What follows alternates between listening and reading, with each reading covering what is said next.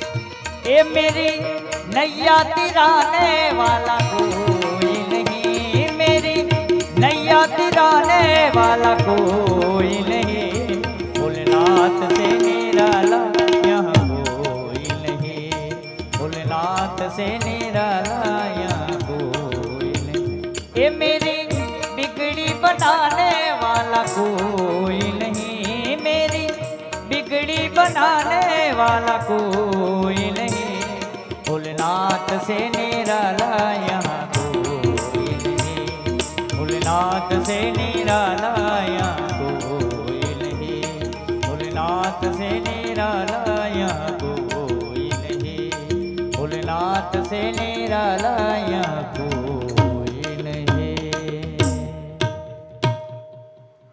भोलेनाथ से निराला यहाँ कोई नहीं।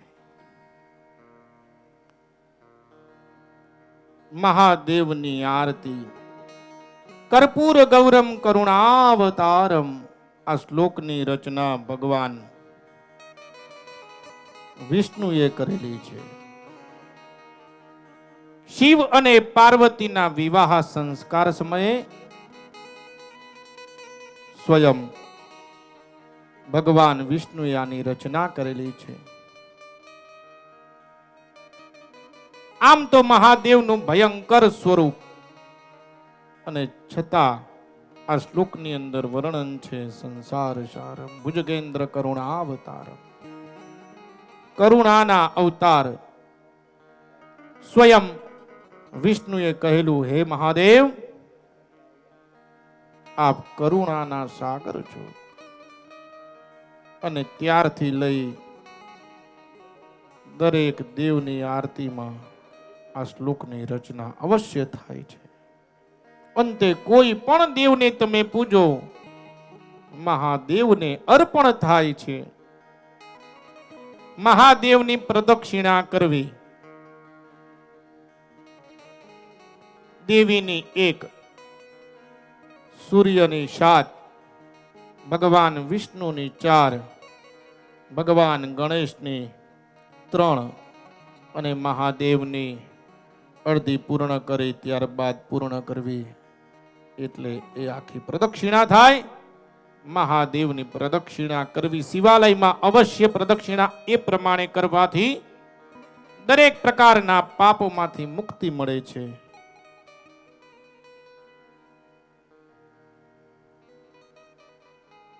પ્રદક્ષિણાથી ઉત્તમ ફળની પ્રાપ્તિ થાય.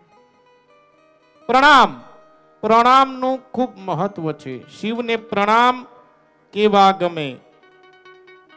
આમ તો દંડવત પ્રણામ એ મહાદેવને ખૂબ જ પ્રિય. અષ્ટાંગ પ્રણામ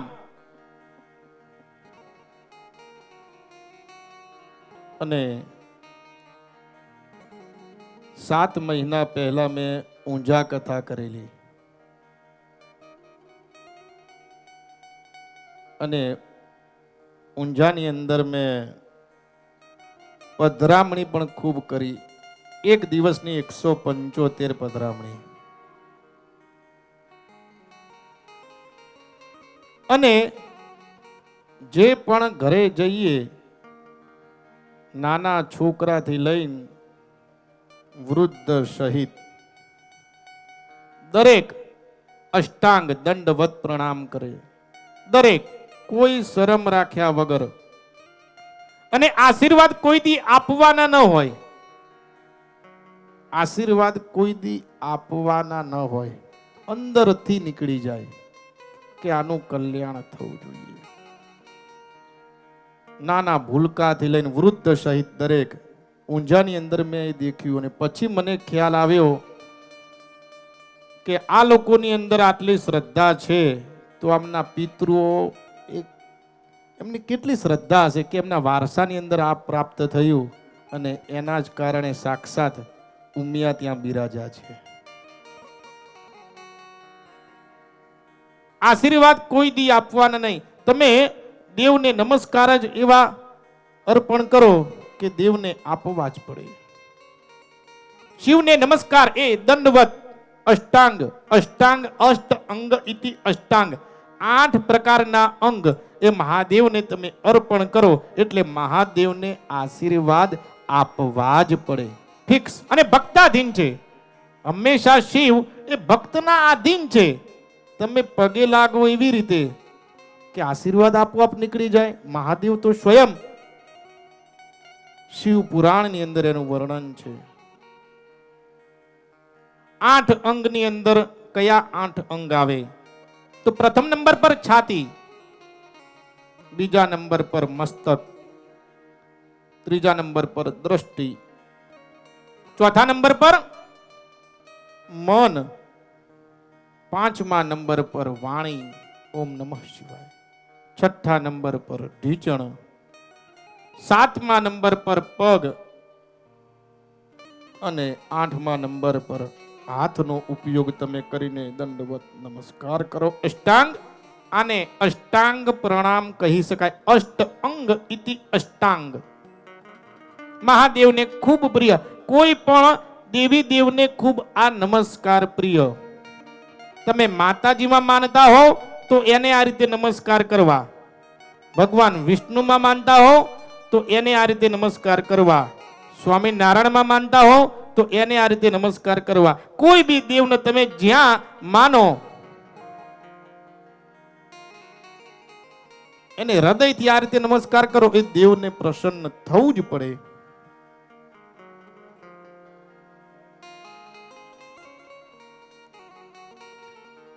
મેદાનમાં ઉતરે એને ખેલાડી કહેવાય, કૂતરાથી ભાગે એને બિલાડી કહેવાય, પણ 52 સિંહોના ટોળામાં ફરતો એ વાલા એને દે શિવ ભક્ત કહેવાય.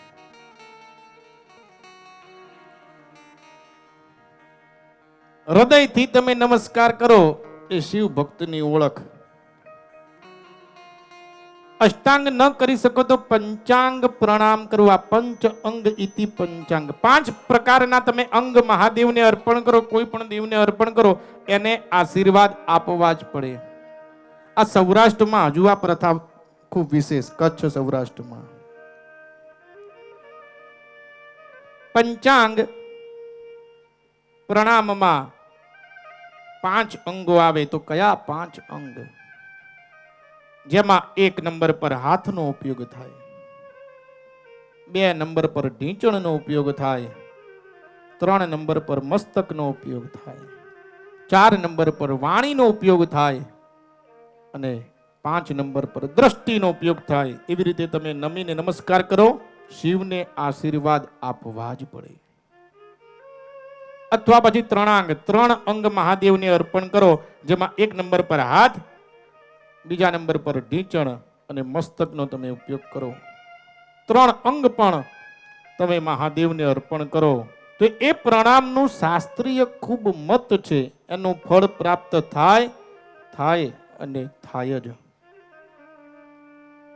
એનાથી મન ઉપર પહેલી અસર થાય, મન શાંત રહે. પ્રણામ કરવાથી પહેલી અસર મન ઉપર થાય. આજનો માણસ ગાડીમાં રાખે એસી, ગાડીમાં એસી, ઘરમાં એસી, ઓફિસે એસી, પણ મગજ એનું હીટર હોય. પણ મન જો શાંત કરવું હોય તો આ પ્રણામ કરો. પ્રણામ કરવાથી ઉત્તમમાં ઉત્તમ ફળની પ્રાપ્તિ થાય ને થાય. મનની શાંતિ એ ખૂબ જરૂરી છે.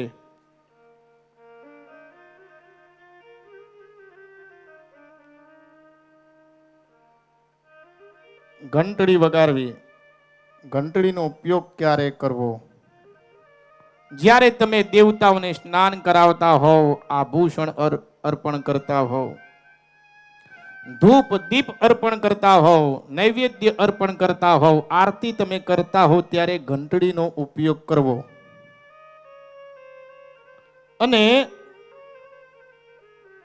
પ્રાર્થના, હૃદયથી પ્રાર્થના કરવી.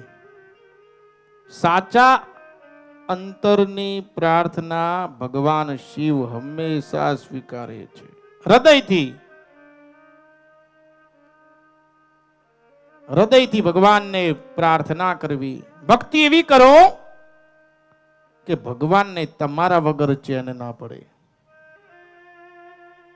પૂજ્ય મુરારી બાપુએ ખૂબ શ્રેષ્ઠ કહ્યું, એક અલ્લાહનો ભક્ત અને પ્રતિદિન એ નમાજ પડે, સવાર બપોર સાંજ 5 જેના નિત્ય નિયમ એ પ્રમાણે એ નમાજ ભણે ભણે ને ભણે. કોઈ બી અવસ્થામાં એને સતત 12 વર્ષ સુધી એને નમાજ ભણે. એક દી એવો આવ્યો કે એમનો દિવ્ય પ્રસંગ, એવું કહી શકાય કે અલ્લાહ પ્રસન્ન થાય ને થાય જ. અને એ દીએ જ્યારે એ નમાજ પડતો હોય છે ત્યારે આકાશવાણી થઈ કે મેં તારી નમાજ સ્વીકારી નથી. અને એ ખૂબ નાચવા લાગ્યો, હસવા લાગ્યો. એને બાજુમાં જે હોય એને એવું કહ્યું કે અલ્લાહે તો એવું કહ્યું કે તારી નમાજ મેં સ્વીકારી નથી અને તોય તું હસે છે. હું એની માટે હસું છું કે એને 12 વર્ષ સુધી મારું ધ્યાન રાખ્યું, એને ખબર રાખી એની માટે. ભક્તિ એવી કરો કે ભગવાનને તમારી ખબર લેવી પડે. અત્યારે તો સોમવારે શિવજી કામ ના થાય, મંગળવારે ગણપતિ, મંગળવારે કામ ના થાય ગુરુવારે અવધૂત, ગુરુવારે કામ ના થાય હનુમાનજી, શનિવારે કામ ના થાય રવિવારે માતાજી. એક સાધે સબ સધે, સબ સાધે સબ જાય. ઉપાસનાનો હેતુ શું? લોકો કહે બાપુ આ બધું કરવાની ક્યાં જરૂરત છે? ઉપાસના જીવનમાં ખૂબ જરૂરી છે. 24 કલાક તમે અનુભવ કરો તો ઉપાસનાથી ખૂબ શ્રેષ્ઠ ફળની પ્રાપ્તિ થાય ને થાય જ. અને તમે નજર કરશો કે જે ઉપાસક હોય, જે માતાનો ભક્ત હોય, જે શિવનો ભક્ત હોય, જેને કોઈ પણ દેવની અંદર શ્રદ્ધા હોય, ઈશ્વરે એ માણસને ખૂબ જ આપે. તમે એ માણસ આજુબાજુ જો દ્રષ્ટિ કરે તો ભગવાને એની લાયકાત કરતા સારી પત્ની આપી હોય, સારો પતિ આપ્યો હોય, સારા સંતાનો આપ્યા હોય, સારી સંપત્તિ આપી હોય. જેને આખી જિંદગી લોકોનું ખા જ કર્યું છે, એના પત્ની અને એના બાળકો દેખો તો ખબર પડે. અને જેને આખી જિંદગી કોઈને આપ્યું છે એનો તમે પરિવાર દેખો તો ખબર પડે. दुख और तकलीफ भगवान की वो बनाई हुई प्रयोगशाला है जहां आपकी काबिलियत और आत्मविश्वास को परखा जाता है. भगवान दुख आपे पण साचा हृदयथी प्रार्थना करवी.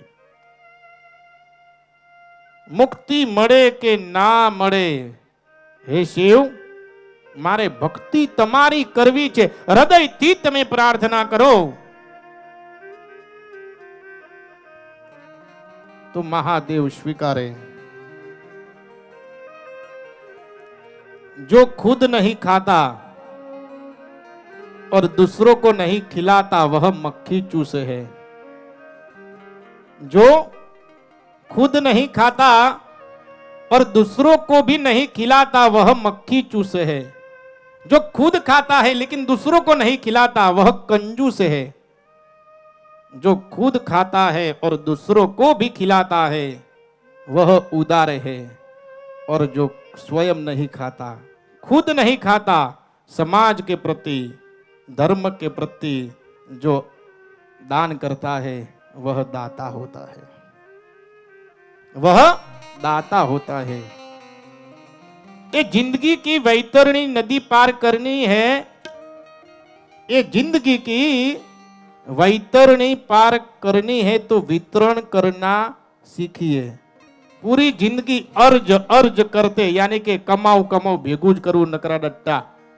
जिंदगी में अर्ज अर्ज करते करते एक दिन विसर्जन हो जाएगा. मने मुक्ति मळे